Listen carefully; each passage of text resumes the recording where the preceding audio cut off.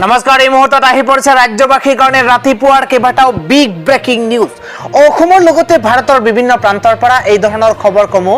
নিতৌ চাবৰ কাৰণে চেনেলটো সাবস্ক্ৰাইব কৰিবলৈ নাপাহৰিব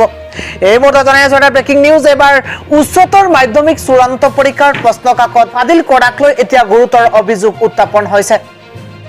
এটা ব্ৰেকিং নিউজ জনাইছো উচ্চতৰ মাধ্যমিক চূড়ান্ত পৰীক্ষাৰ যেহেতু প্ৰশ্ন কাকত ফাদিল হৈছে পৰীক্ষাৰ্থীৰ মাজত এতিয়া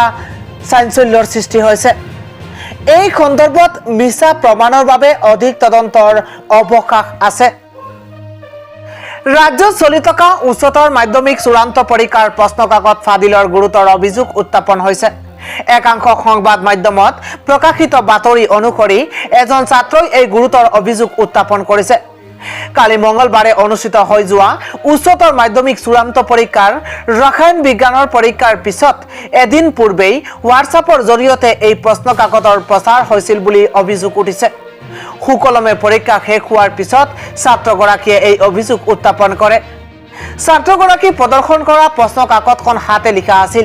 হাতে লিখা অৱস্থাতেই প্ৰশ্ন কাকতখন ফাদিল হৈছিল বুলি দাবী কৰিছে ছাত্ৰগৰাকীয়ে যোৰহাটৰ এজন ছাত্ৰই হোৱাটছআপত পঠিয়াইছিল এই পেপাৰ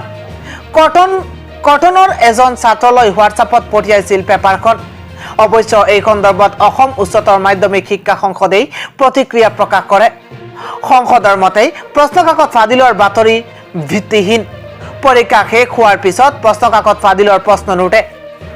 সংসদে সন্দেহ প্ৰকাশ কৰে যে পৰীক্ষা আৰম্ভ হোৱাৰ এঘণ্টাৰ পিছত ছাত্ৰ-ছাত্ৰী ওলাব পাৰে আৰু কোনো পৰীক্ষাৰ্থীয়ে এঘণ্টাৰ পিছত কাকতখন ভাইৰেল হৈ পৰে ইয়াক প্ৰশ্ন কাকত ফাদিল হোৱা বুলি ক'ব নোৱাৰি গুৰুত্বপূৰ্ণ যে হাতে লিখা অৱস্থাত ফাদিল হোৱা প্ৰশ্ন কাকতখনৰ